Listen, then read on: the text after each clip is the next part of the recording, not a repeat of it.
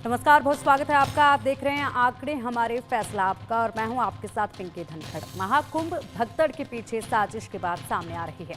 UP police AI technology और CCTV footage की मदद से जांच कर रही है। 120 संदिग्ध चेहरों को एआई तकनीक के जरिए पहचानने की कोशिश की जा रही है।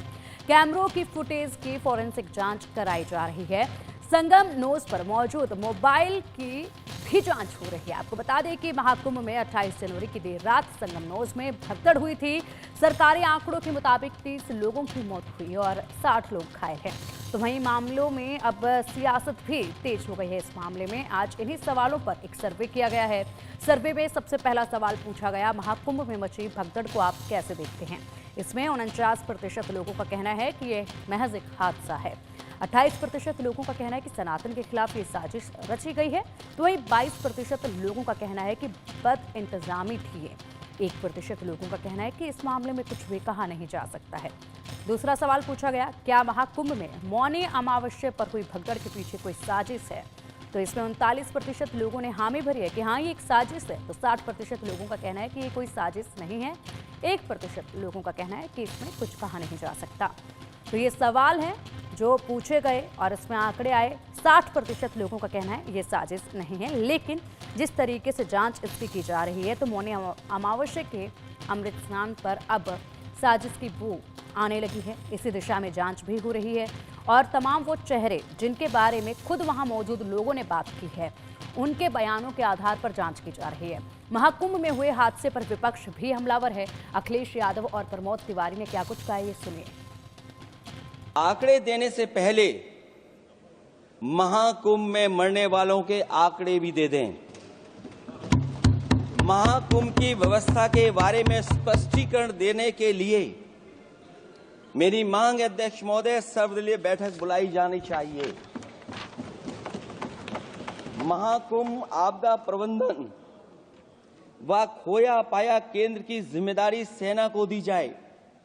महाकुंभ हादसे के शिकार लोगों की मृत्यु, घायलों का इलाज, दवाइयों, डॉक्टर, भोजन पानी, परिवहन की उपलब्धता का आंकड़ा संसद में पेश किया जाए। महाकुंभ हादसे के लिए जिम्मेदार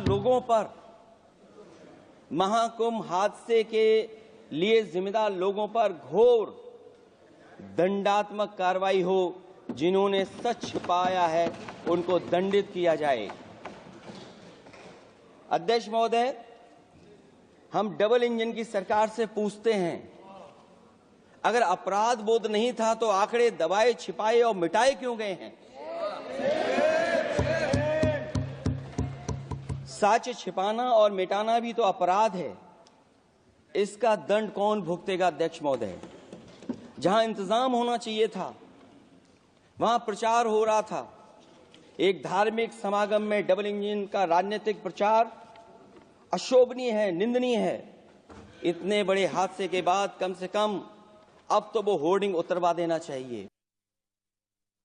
नेता विरोधी दल ने जो पूरा बोला है उसे सुन ले। ऐसी चर्चाएं हैं, इतने मरे, हजारों मरे और लोग बोल रहे हैं। ये कैमरे वाले भी, न्यूज वाले भी ऑफ द रिकॉर्ड कहते हैं साहब बहुत लोग मर गए। तो नेता विरोधी दल के रूप में उन्होंने पूछा, चर्चाएं ये, आप बताओ कितने मरे। उन्होंने तो पूछा कि सरकार सही आंकड़ा दे दे। तो गलत कहाँ है। मैं तो नेता विरोधी दल को कहूंगा, उन्होंने अनुभव के आधार पर कहा था और जो कहा है उन्होंने वहीं सरकार को चुनौती भी दी थी। मैं बोल रहा हूं, आप बताइए सच्चाई क्या है। गिन तो लेते हो कि 4 करोड़ लोग नहाने आए थे, उनको गिनने में आपको मिनट नहीं लगता, और जो मर गए उनकी गिनती में आपको गिनती भूल गए। चलिए अब इसी पर अधिक जानकारी के लिए हमारे सहयोगी आरजू सेठ हमारे साथ जुड़ गए हैं। आरजू, अब मौनी अमावस्या पर जो भगदड़ हुई जिसमें लोगों ने जान गंवाई, इसमें साजिश की बू आने लगी है। ऐसे में सवाल कई उठ रहे हैं और जांच भी जो है अब वो बिल्कुल इसी दिशा में की जा रही है। कई चेहरों को पहचानने की कोशिश की जा रही है। एआई टेक्नोलॉजी का भी इस्तेमाल किया जा रहा है और एटीएस, एसटीएफ, केंद्रीय जांच एजेंसियां अब इस मामले की तह तक पहुंचने में जुटी हुई हैं। विस्तार से जरा बताइए, ग्राउंड जीरो पर आप लगातार बनी हुई हैं, क्या हकीकत है, किस तरीके से साजिश रची गई, कैसे इस पूरे मामले में अब जांच हो रही है। जी बिल्कुल, देखिए पिंकी, अगर बताएं, जानकारी दें तो लगातार इस मामले को लेकर जो मौनी अमावस्या यानी कि 29 तारीख को हुआ, उसको लेकर राजनीति देखने को मिल रही है। जहां एक तरफ हम देख रहे हैं कि प्रयागराज में ये मुद्दा उठ रहा है, लोग इसका जिक्र कर रहे हैं, तो लगातार संसद में भी इसको लेकर शोर जो है वो देखने को मिल रहा है। आज अखिलेश यादव ने भी अपना इस्तीफा जो है वो आगे रखते हुए बोला कि अगर जो मैं बात कह रहा हूँ तो मैं इस्तीफा दे दूंगा अगर वो गलत निकली, क्योंकि लगातार अखिलेश यादव का कहना है कि 100 करोड़ का दावा जो है वो किया जा रहा था, लेकिन जब इतनी तैयारी की गई तो इस तरीके से कैसे ये इंसिडेंट होगा। लेकिन अगर बात करें तो लगातार हर एंगल पर जांच जो है वो आगे बढ़ाई जा रही है।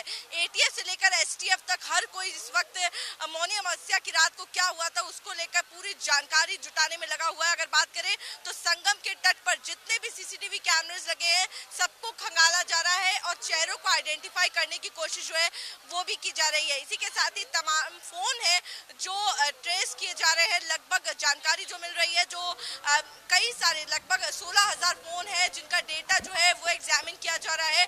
सारे ही फोन उससे लिंक नहीं होंगे, लेकिन कुछ फोन है जो लिंक भी हो सकते हैं, तो हर एक्सपेक्ट लेकर जांच जो है उसकी की जा रही है। वहीं अगर बात करें तो जुडिशियल कमीशन जो है वो भी बनाया गया और उनकी टीम जो है 3 मेंबर्स की जो टीम है वो प्रयागराज पहुंची थी और उन्होंने भी साइट पर जाकर जांच पड़ताल जो है वो की। उसके बाद इसको पूरे आगे भी इसको बढ़ाया जा रहा है।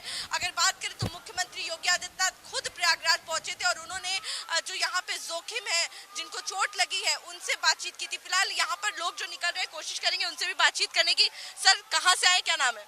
हैदराबाद से आए, विक्रम सिंह मेरा नाम है। अच्छा, कब आना हुआ आपका? आज ही आए? कल शाम में आए थे। कल शाम को आए। सर, हमने देखा मौनी अमावस्या पे यहाँ पर थोड़ी भगदड़ मच गई थी, कई लोगों ने अपनी जान गंवा दी। आपको क्या लगता है उसके बाद से अरेंजमेंट में कुछ सुधार हुआ है? हाँ, बहुत कुछ सुधार हुआ है। जब मैं तो यहाँ पे अवेलेबल नहीं था, मैं तो कल ही आना जाने हुआ है, मगर अभी तो कोई ऐसा कुछ नहीं, एकदम शांत माहौल है, कोई भी आ सकता है आराम से, क्योंकि 1 वे कर दिया है हर जगह, जाने का अलग रास्ता है और आने का अलग रास्ता है। क्या आपको लग रहा है, क्योंकि जो जांच है वो साजिश के एंगल पर भी चल रही है, तो आपको लग रहा है साजिश भी हो सकती थी? क्योंकि कुछ लोगों ने बताया कि पीछे से उनका पैर भी फंसाया जा रहा था। ऐसा तो पता नहीं, क्योंकि मैं नहीं बोल सकता कि मैं अवेलेबल नहीं था जी, क्योंकि आंखें देखी अपन बोल सकते हैं ना, साजिश के बारे में अपन नहीं बोल सकते। आप बताइए, क्या नाम है, कहाँ से? मेरा नाम भोपाल सिंह है, राजस्थान से आया हूँ मैं। अच्छा, कैसा लग रहा है, कब आए? कल रात में आया। अच्छा, संगम में डुबकी लगा ली? बहुत अच्छा लगा है, योगी जी ने बहुत अच्छा व्यवस्था की है, इतना व्यवस्था काम भी नहीं होती है। अच्छा, बहुत अच्छा है, खुश है। लगातार ऑपोजिशन तो सवाल उठा रहा है, अखिलेश यादव सवाल उठा रहे हैं कि अरेंजमेंट अच्छा नहीं है, दावे कुछ और किए गए, काम कुछ धरातल पर नहीं दिख रहा है, जमीनी स्तर पर नहीं दिख रहा है। आप लोगों को कैसी सुविधा मिल रही है? हमारे को अच्छा मिल रही है। वो तो राजनीति है, प्रतिपक्ष बात करते है, हर प्रतिपक्ष अपना अपना बात कहते हैं, लेकिन सुविधा अच्छा है, सब खुश है। आपसे भी बातचीत करना चाहेंगे, कहाँ से आए हैं? कहाँ से आए हैं? हम यही प्रयाग का आरजू, प्रयागराज के हैं, आरजू, कैसे इंतजाम देख रहे हैं, व्यवस्था देख रहे हैं? आरजू, फिलहाल आरजू हम बात कर रहे हैं कि भगदड़ जिस तरीके से मची थी, उस भगदड़ में साजिश रची गई, ये कहा जा रहा है। विपक्ष हमलावर है, लगातार जांच अब इसमें की जा रही है, तमाम चेहरों के पहचानने की कोशिश की जा रही है। फिलहाल भगदड़ के बाद तो काफी कुछ बदलाव वहां हुआ है व्यवस्थाओं में, उसके बाद व्यवस्थाएं बहुत बेहतरीन नजर आ रही हैं और वहां पर अब इतनी भीड़ भी नहीं है, लोग भी संतुष्ट हैं व्यवस्थाओं से। लेकिन जो साजिश रची गई उसके किस तरीके से जांच पड़ताल वहां की जा रही है, अधिकारियों का क्या कुछ कहना है इस दिशा में, अधिकारी क्या साजिश को लेकर कुछ कह रहे हैं, वहां पर किस तरीके से अधिकारियों को भी इसमें पूरा संदेह हो रहा है, उनकी तरफ से कुछ कहा गया है?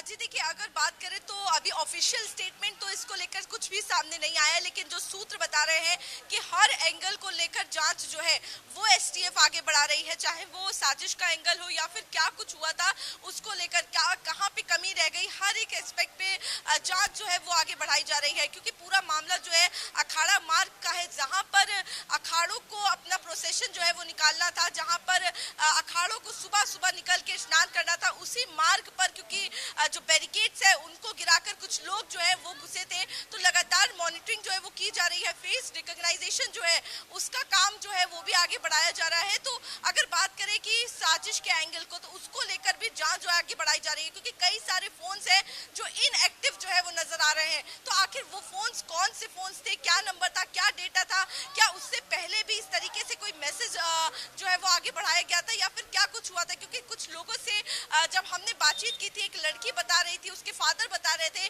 कि वो लोग जब वहां से गुजर रहे थे तो पीछे से कई लोगों ने पैर को फंसाने की कोशिश की थी। तो क्या ये भगदड़ का एक सिर्फ एक्शन था क्योंकि भगदड़ इतनी ज्यादा थी, लोग इतने ज्यादा थे, इसलिए इस तरीके से हुआ, या फिर सच में कोई इसके पीछे की साजिश है, कोई प्लान है? तो ये चीजों को लेकर जांच जो है वो आगे बढ़ाई जा रही है। लेकिन अगर बात करें तो राजनीति इस पूरे मामले को लेकर दिख रही है। जहां संसद में अखिलेश यादव लगातार इस मुद्दे को उठा रहे हैं, तो वहीं दूसरी तरफ योगी आदित्यनाथ भी इस पूरे मामले को लेकर कड़ाके से कठोर नजर आ रहे हैं और वो कह रहे हैं कि अगर इसके पीछे किसी का भी हाथ होगा तो उसको बख्शा नहीं जाएगा, उसको छोड़ा नहीं जाएगा। और लगातार अगर बात करें तो जुडिशियल कमीशन जो बनाया गया है वो भी इसको लेकर जांच आगे बढ़ा रहा है। और उन्होंने भी अपनी साइट विजिट की थी और साइट विजिट में आकर उन्होंने भी तमाम सबूत जो है वो इकट्ठा करने की कोशिश की थी। साइट विजिट किया था, इंस्पेक्शन किया था और लगातार इस पूरे मामले को लेकर जांच जो है वो आगे बढ़ाई जा रही है। जी पिंकी। बिल्कुल बिल्कुल आरजू है, और यहाँ पर इस पूरे मामले में जांच आगे बढ़ रही है और ऐसे में कई तरह के सवाल उठ रहे हैं। विपक्ष जिस तरीके से घेरने की कोशिश कर रहा है पूरा, अगर ऐसे में हम आंकड़ों की बात करें, जब पहले यहाँ पर जिस तरीके से 2013 की ही बात कर लें, अखिलेश यादव खुद मुख्यमंत्री थे उस वक्त पर, इलाहाबाद में कुंभ मेला हुआ और कुंभ मेले में उस वक्त 36 लोग मारे गए थे, उस वक्त भी हादसा हुआ था। लेकिन अब अखिलेश यादव यहाँ पर जिस तरीके से घेरने की कोशिश कर रहे हैं बीजेपी सरकार को, मुख्यमंत्री योगी आदित्यनाथ की व्यवस्थाओं को लेकर, ऐसे में आरोप जो है कहीं ना कहीं घूम फिर के लग रहे हैं कि विपक्षियों ने ही तो नहीं कहीं कुछ ऐसा करवा दिया है यहाँ पर, जिस तरीके से वो आरोप लगा रहे हैं। क्योंकि हमेशा ये देखा गया है जब भी इस तरह का आस्था का कोई बहुत बड़ा पर्व होता है जिसमें करोड़ों लोग, करोड़ों श्रद्धालु जुटते हैं, तो उस वक्त हमेशा ही भगदड़ मचती है।